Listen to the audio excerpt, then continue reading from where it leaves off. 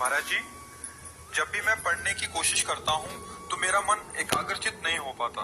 मन में कुछ और चलता रहता है। पढ़ाई में मन ही नहीं लगता। मेहनत करने के बाद भी सफलता नहीं मिल रही। महाराज जी, कृपया मार्गदर्शन करें। उद्देश्य ठीक हो जाएगा तो मन लग जाए। उद्देश्य हमारा गलत है। अभी पढ़ाई उद्देश्य नहीं। अगर ठीक से उद्देश्य बन जाए पढ़ाई का तो कैसी बात करते हैं। उद्देश्य में बहुत बड़ी ताकत। हर कष्ट सहते हुए अपने उद्देश्य की पूर्ति में कदम नहीं लड़ पाते, जिसका उद्देश्य बन जाता है। उद्देश्य बन जाता है। ब्रह्मचारी हो, उद्देश्य ठीक हो, एक बार पढ़ लोगे, 1000 वर्ष अगर जीवित रहे कभी भी पूछ लो बात आ जाएगी उसके बाद। अब नाना प्रकार की क्रियाओं से ब्रह्मचर्य का नाश करे, अपने उद्देश्य का नाश करे। फिर यही बातें होती जो आप कह रहे हो। कक्षा 9 पढ़े, व्याकरण नहीं पढ़े, शास्त्री नहीं पढ़े, कहीं दूसरी जगह ऐसे नहीं गए कि बैठ के सत्संग सुन के और सीख के बोल रहे। भगवद आश्रित हो जाओ। अब आप खुद समझना हमारी बात। आप खुद अपना नाश कर सकते हैं। ब्रह्मचर्य का नाश, वीर का नाश, जीवन का नाश है।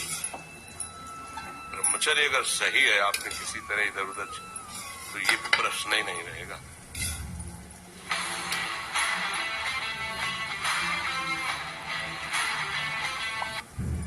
जिधर दृष्टि डालोगे उधर जय होती चली जाएगी। आजकल के बच्चे, नौजवान इसको मनोरंजन समझते हैं और उनको सलाह भी ऐसी मिलती है कि हम जैसे बोल रहे हैं ब्रह्मचर्य के लिए, डॉक्टर और आपको जो इधर सांसारिक प्रोत्साहन देने वाले हैं वो आपको सलाह देंगे। हमें तो अंग्रेजी को शब्द नहीं याद है। फ्रस्ट्रेशन। हाँ, यही जो स्टेशन कह रहे हैं। गाड़ी स्टेशन से अलग कर दो तो बोले तुम बहुत शांत हो जाओगे और फिर अपने काम में देखो। कैसा उपदेश दिया जा रहा है कि वो ये जो कमियां है ना, ये कोई भूत नहीं है जैसे लोग कहते हैं ना, पता नहीं कौन ऐसा, कुछ नहीं, गंदी आदतें हैं। इन पर संयम लाओ। आप समझ स्वीकार करते हो हमारी बात कि इसमें आपको संशय है? हाँ, तो आप देखो, हम आज ही सत्संग में बोल रहे थे, हमारे रक्त का स्वभाव है ऐसे, जैसे कट जाए ना तो उसका स्वभाव थोड़ी देर में गाढ़ा होने की कोशिश करेगा। यदि कहीं फ्लो वाली नस कट गई तब तो आपको वहां डॉक्टरी की जरूरत है। अगर ऐसे कहीं त्वचा में ऐसे, तो उसका स्वभाव गाढ़ा हो जाना, वो थोड़ी ही देर में वो अपने आप को बांध लेगा, क्योंकि रक्त का एक स्वभाव होता है। अगर वो बाहर किसी तरह भी आया तो ठंडा होकर गाढ़ा हो जाएगा, वो रोक लेगा। इसकी आखिरी परिणति है वीर्य। वो स्वयं से नहीं निकलता, वो इससे भी गाढ़ी वस्तु है, वो घर्षण से निकलता है। अगर आप उसको गर्म न करें चिंतन के द्वारा, क्रिया के द्वारा, तो नहीं निकलेगा। और जब हम उसको, तो फिर वो जीवन को नष्ट। प्राय इस पर बच्चे ध्यान ही नहीं देते कि ये कोई मार्ग भी है। और परिणाम क्या होता है कि फिर वो संसार में, जिसे डिप्रेशन कहते हैं, मानसिक रोग से ग्रसित हो जाते हैं। क्योंकि इसका परिणाम यही है, या तो आपको प्रमाद और आलस्य युक्त होकर समाज से अलग पड़ा रहना पड़ेगा, या फिर आखिरी आत्महत्या कर ले, ऐसी सलाह आपका मन देगा, ऐसी स्थिति में पहुंचा देगा। इसलिए हमें लगता है जब तक ब्याह न हो तब तक ब्रह्मचर्य से रहो, ब्याह भी हो जाए तो संयम से रहे। ये जीवनी शक्ति है, किसी के साथ खिलवाड़ नहीं करना चाहिए। पढ़ाई लिखाई वो कैसे तुम्हें बताए, अभी आप छेड़ना मत। जैसे लोग कहते ना, मैं बहुत परेशान हूं, कुछ करता नहीं हूं, ऐसा हो जाता है, वैसा हो जाता है। तो आपको हम बता रहे, रक्त का स्वभाव है जैसे, इसकी आखिरी परिणति है वो वीर।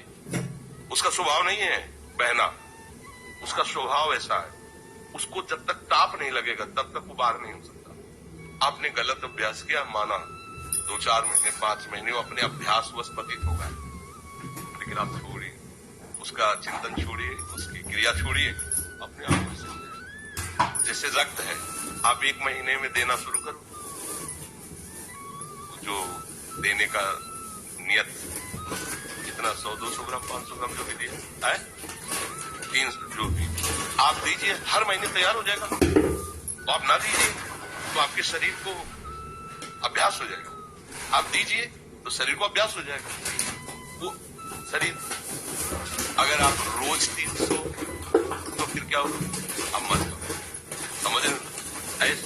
क्षमता नहीं, डॉक्टर जन के देखते हैं तुम्हारी क्षमता नहीं खून देने की, चलिए, क्योंकि अगर निकाल लोगे क्षमता नहीं तो उसकी हानि हो जाएगी।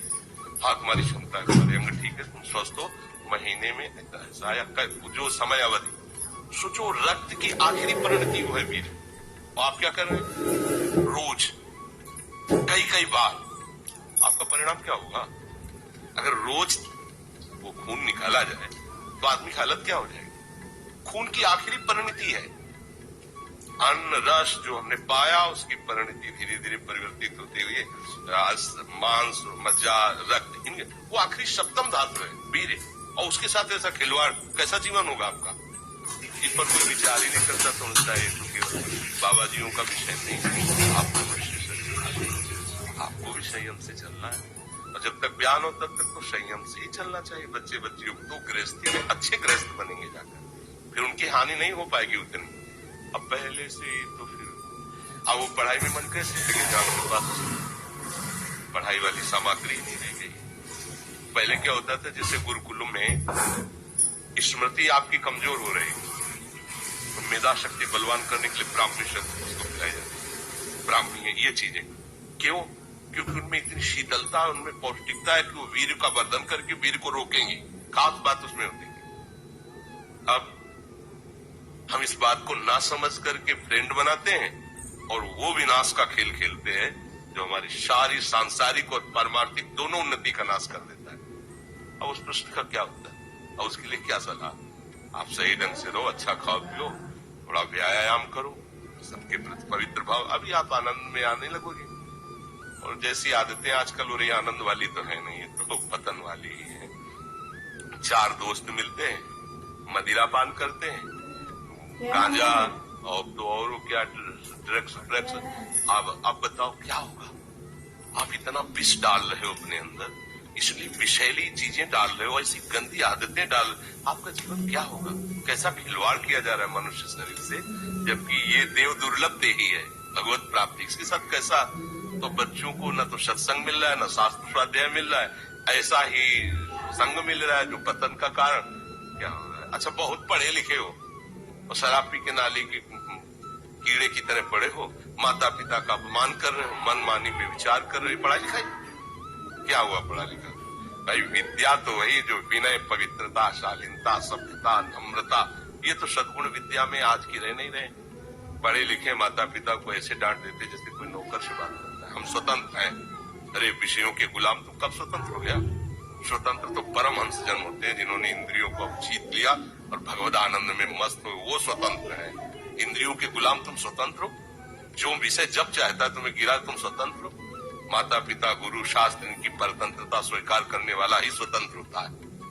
ये मनमानी आचरण जो आजकल समाज में विस्तृत हो रहे हैं ना, ये पतन, अशांति और पाप का कारण बनते हैं, जो बहुत हानिकारक है। तो बच्चा सावधानी से रहो, जो बचा है उसको संभाल लो। जीवन जब से ज्ञान हो जाए तब से अपने को संभाल ले। भाई पूर्व में